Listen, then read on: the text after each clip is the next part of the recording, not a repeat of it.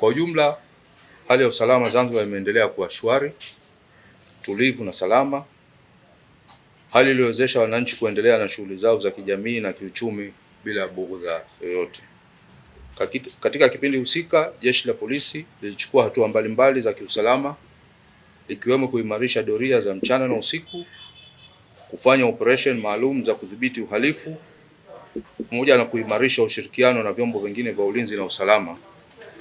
Hatua hizi zimesaidia kudhibiti na kupunguza matukio ya uhalifu ikilinganishwa na kipindi kilichotangulia. Kwa ujumla, hali ya usalama katika mikoa yote ya Unguja na Pemba imeendelea kuwa shwari, tulivu na salama, na kuwawezesha wananchi kuendelea na shughuli zao za kijamii, kiuchumi, kisiasa bila bughudha. Katika kipindi husika, Jeshi la Polisi lilitekeleza mikakati mbalimbali ya kiusalama, ikiwemo kuimarisha doria za mchana na usiku, kufanya operation maalum za kudhibiti uhalifu, pamoja na kuimarisha ushirikiano na vyombo vingine vya ulinzi na usalama.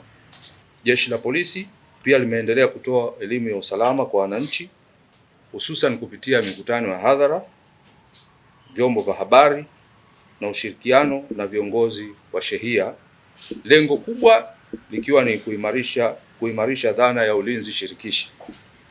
Ushirikiano huu umechangia kwa kiasi kikubwa kubaini na kuzuia matukio ya uhalifu kabla hayajatokea.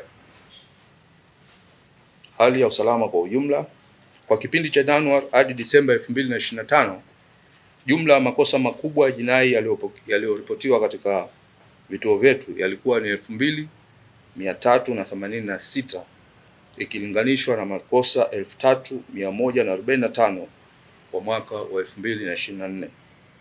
Hivyo kuna upungufu wa makosa 759 sawa na 24.1%.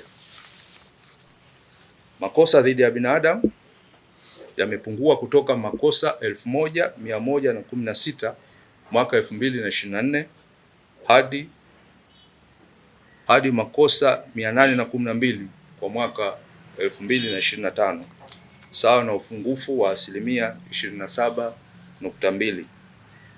Makosa ya mauaji kwa mwaka 2025 yametokezea 53 ikilinganishwa na makosa 66 kwa mwaka 2024, ukiwa na upungufu wa 19.7%. Kwenye makosa ya mauaji, 94% katika hao makosa hayo ilikuwa ni kujichukulia sheria mkononi kwa tuhuma za wizi nyingineyo, lakini 4% wivu wa kimapenzi na 2% ugomvi kwenye vilabu vya pombe. Makosa ya kubaka kwa mwaka 2025 yalikuwa 657, ambapo kwa mwaka uliopita mwaka 2024 yalikuwa 829. Kwa hiyo kuna punguzo la 20.7%.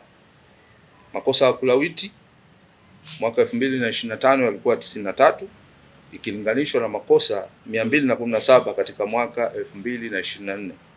Kwa hiyo kuna punguzo la 57.1%. Upungufu huu umetokana na elimu kwa jamii, hususan madhara ya vitendo hivyo. Makosa ya usalama barabarani, kwa upande wa usalama barabarani, makosa haya ya jumla ukamataji na nini yameongezeka, ambapo ni makosa kwa mwaka 2025 ni makosa 71,495 ikilinganishwa na makosa 50,016 kwa mwaka 2024.